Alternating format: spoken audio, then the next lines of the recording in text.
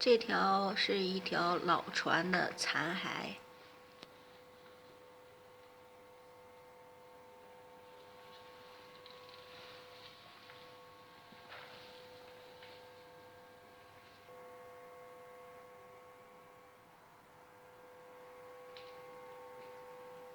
这条老船看的样子就是非常的古老了，已经变成残骸了。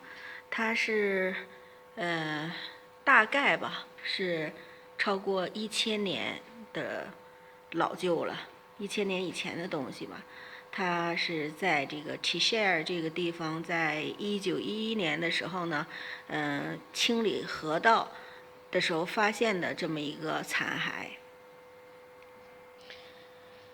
这条老船呢，它被猜测呢，当时是用来钓鱼、打鱼用的，而不是说作为一个交通工具来使用的。当时发现之后呢，把它修整好了呢，就放在 Cheshire 这边的一个博物馆里面了。那这一条船呢，它是用了一块木头做成的，就是一块橡木吧，重达458公斤。这个1000年以前的老船呢，被发现、被拯救出来，也是一件很幸运的事情吧，因为它很幸运的被那个沙子还有一些个植物纤维所包裹，当然是湿的哈，在水下。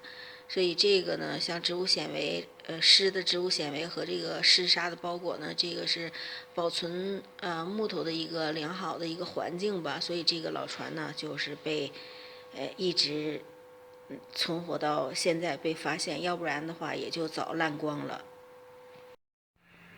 这辆小车呢，它是一个怎么说呢？替代马来拉动这个船在河岸边的这么一个小车。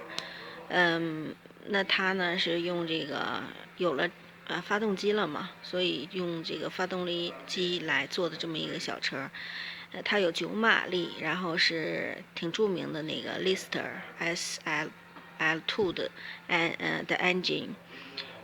它是在19世纪，也就是1960年的时候开始投入使用。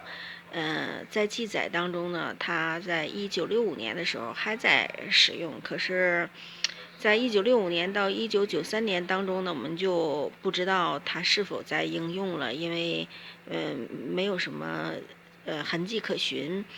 在1993年的时候呢，是被发现啊，在这个一个废旧的停车场里，它是被发现的，然后把它又重新捡回来，发现它到底是谁，然后呢，把它重新又修整起来，最后捐赠到了这个博物馆。所以这个在河岸边拉船的这个小车呢，其实真的是也算是挺有历史的一个东西了吧。仔细看看大轮子、小座、小方向盘，最主要的就是这个发动机了。当时很简单的一个车。